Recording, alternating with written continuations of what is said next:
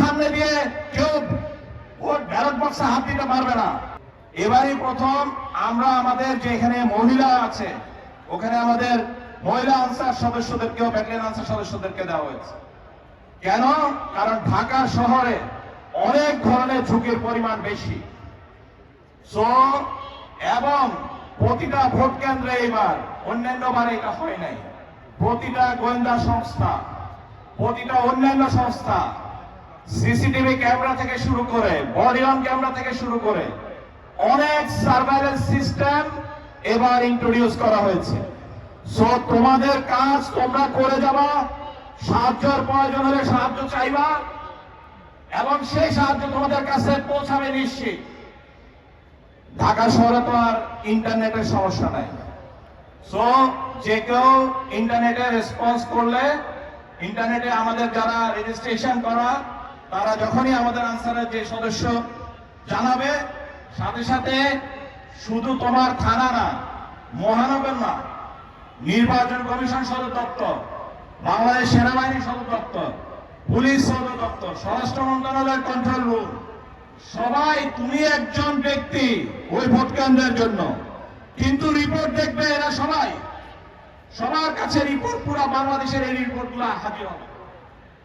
যে কারণে একক ভাবে তোমরা মানে এতিমের মতো যে আগে একটা ডিউটি করার অনেক সময় চাপের মুখে ছিল সম্ভাবনা, সেটা আর এবার নাই।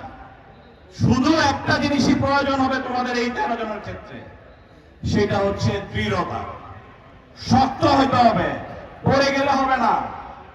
ওখানে সারাদিন ডিউটি করতে হবে, সারাদিন ডিউটি করা খুবই পরিশ্রমে।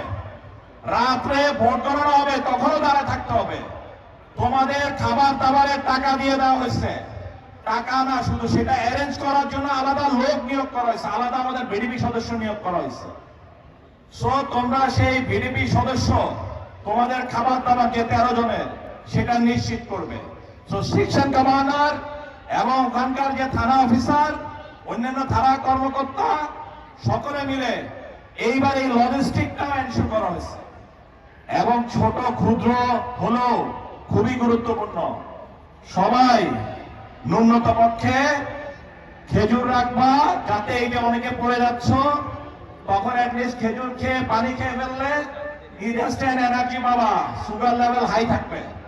নাহলে এই কষ্টের মধ্যে, এই টেনশনের মধ্যে, তোমরা চাপের মধ্যে, যারা তরুণ আছো বা যারা বয়স্ক, অনেকে আছে এখানে বয়স্ক দীর্ঘদিনের অভিজ্ঞতা সম্পন্ন, তারা ঠাস করে পড়ে যাবে।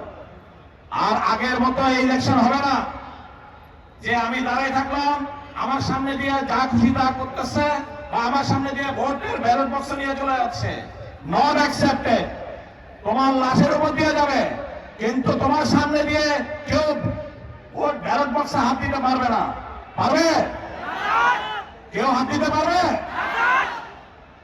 অসম্ভব, অসম্ভব।